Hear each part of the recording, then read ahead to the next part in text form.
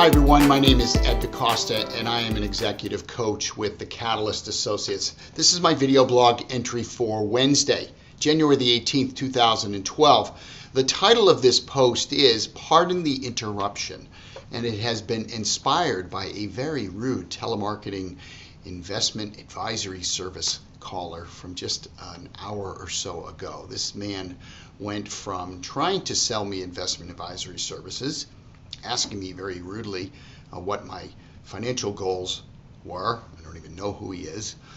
When I told him that I was not interested because I was working with someone, he very quickly decided to literally swear at me, cuss me, and then hang up the phone.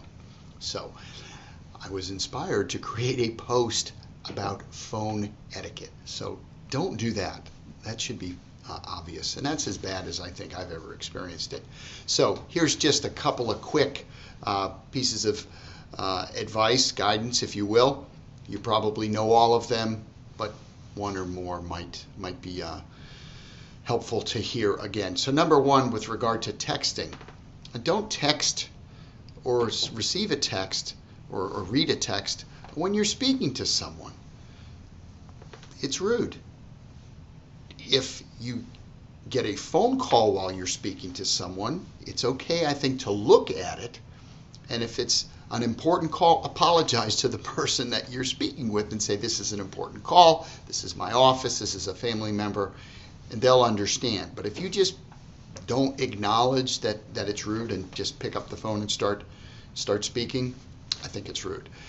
So number two, when you call someone, particularly people that you don't know, when they answer the phone, identify yourself, who you are, what company you're with, if it's a business call, and tell them the purpose of your call. Be brief, 10 words or less, very brief. Don't launch into what sounds like a long story.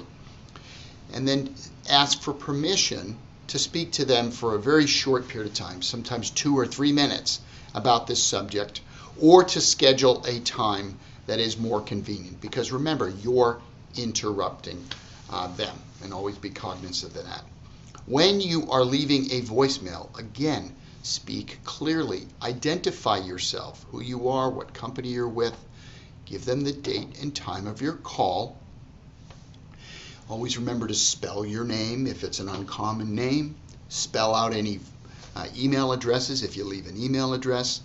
Repeat all phone numbers, and again, give them a concise reason for your call.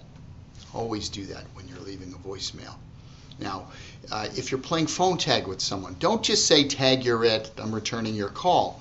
Let them know that you're going to call them at a particular time. If I don't hear from you before then, I will call you at 5 p.m. today. If we do not connect, please either call or email me with some times that make sense for you, and we'll iterate it that way so that we don't continue to play a phone tag. So that pushes the rock forward, so it's not just tag, you're it, tag, you're it. Don't eat or drink while you're on the phone. You may not be able to hear it, but believe me, the person who is listening to you can certainly tell, and again, it's rude.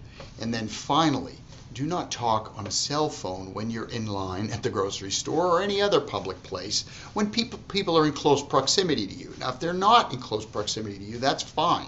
But if you're in line somewhere, no matter how fascinating you think your world is, again, it's rude to speak to someone on the phone while you're surrounded with other folks. So again, not to be presumptuous, just was inspired by this person who clearly was not practicing phone etiquette, and I hope that you find this helpful. Again, my name is Ed DeCosta, and wherever you are, please make it a